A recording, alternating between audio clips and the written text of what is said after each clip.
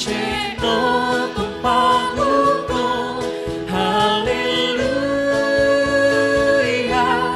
hidupku jaya aku. Haleluya, haleluya.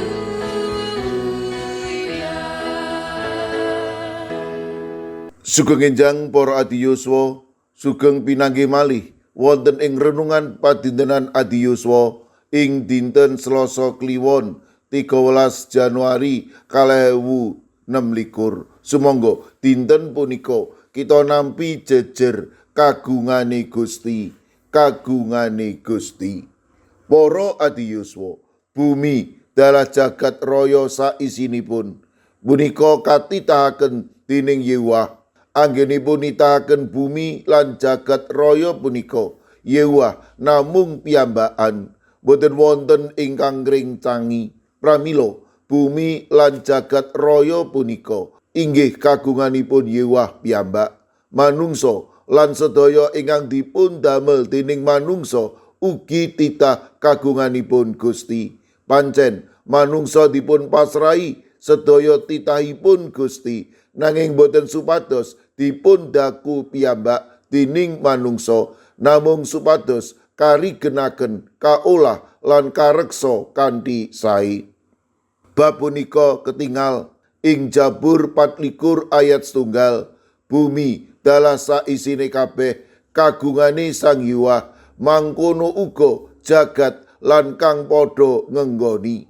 Pramila saking menika ingkang karenan ing ngarsanipun Gusti inggih punika ingkang sinebat resik tangane, suci atine lan ora sumpah goro. Tegesipun tiyang ingkang boten gadai raos milik kagunganipun Gusti Allah lan ingkang jujur. Tiyang ingkang awatak mekaten punika boten gadai raos cedhil utawi pelit, nanging malah lomo lan kebak caos syukur.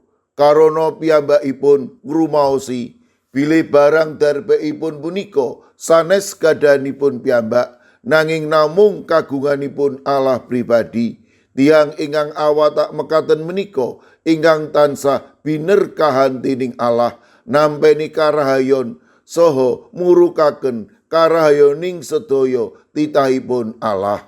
Para adiyuswa, tamtunipun kita sedaya kepingin supados berkah karayon ingkang sampun kita tambeni saking Gusti punika lestantun ing gesang kita.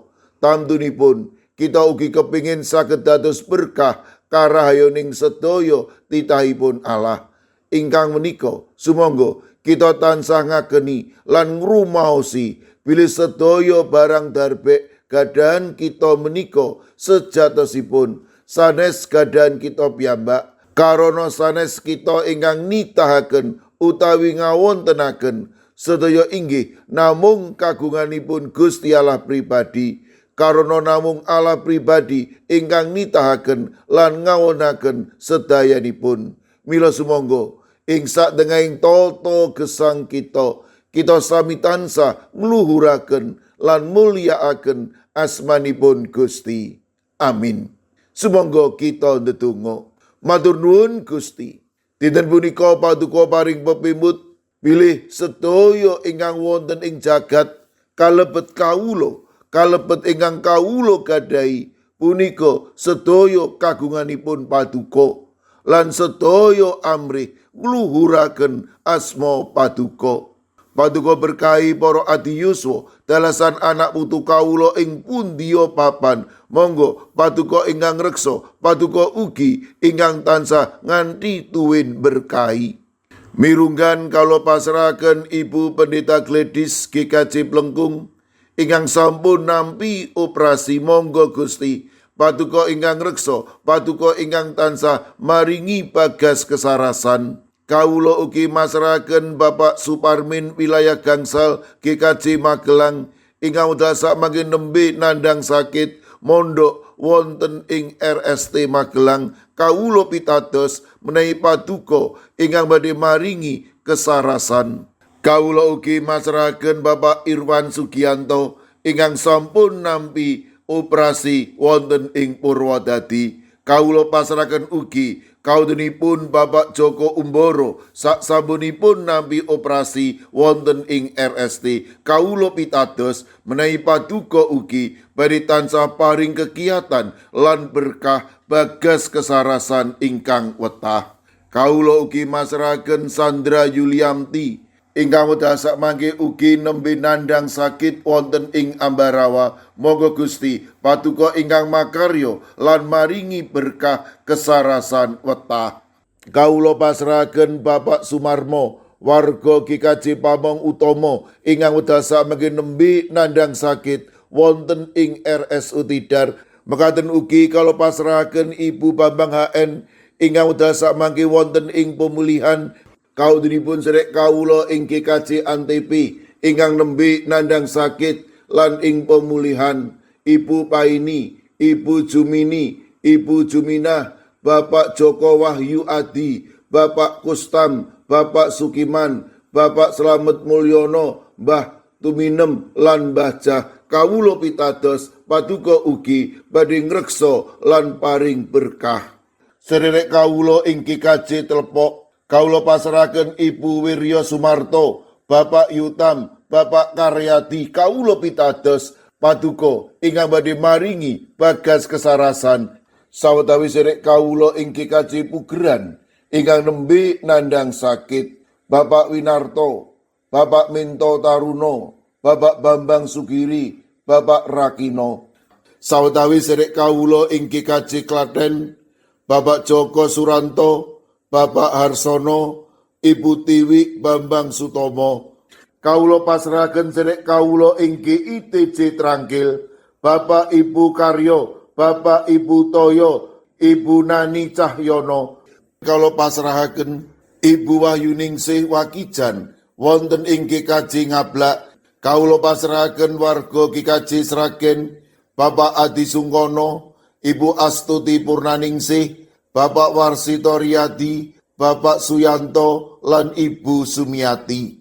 Kawula pasrahaken warga GKJ Magelang, Ibu Ediati Sarmo, Mbak Cilik, Ibu Pratiwi, Bapak Mangku. Mekaten ugi Ibu Otnia Ngatius ing Wonosari, Bapak Edi Mursetyo ing GKJ Kabluk, Bapak Yohanes Kuncoro wonten ing GKJ Immanuel Solo, Bapak Wijongko ing GKJ Sedayu, Bapak Sudiat, Bapak Paminto Saputro ing GKJ Wedi. Kawula pasrahaken ing GKJ Krapyak sedherek Setianti, ing GKJ Mijen Ibu Borwaningsih Sunaryo, Ibu Elizabeth Indarwati, Bapak Bambang Setyo Margono, Bapak Moses Taji, Bapak Budiman Gultom. Ing Banyumanik Bapak Daniel Agus Suwarso, Ibu Arung Puji. Ing GKJ Pamong Utomo Kalinegoro, Bapak Martiono, Ibu Marsudi, Ibu Sri Widardi, sedherek Esti wonten ing Wonocatur. Kawula pasrahaken sedherek kawula wonten ing Semarang Barat, Ibu Lini Sutopo. Sedherek kawula wonten ing GKJ Ungaran, Bapak Hono Hadi Prasetyo, Bapak Resbiarto, Ibu Ratiningsih, Ibu Dewi Teguh, Ibu Kristini Sunaryo, Ibu Suhantini Hadiono, sedherek Dwi Putro, Ibu Sugito, Bapak Sembiring, Ibu Surisno, Ibu Munarti, lan Bapak Ibu Tugiman. Lan kawula pasrahaken ing GKJ Tuban, Bapak Yohanes Mudadi, ing GKJ Wonosobo, Bapak Lazarus Samijan, Ibu Endang Sarjono, Bapak Yusuf Sunaryo. Kawula pasrahaken Ibu Lasiem ing Gundang Winangun, Eyang Sarwito ing GKJ Ngalian.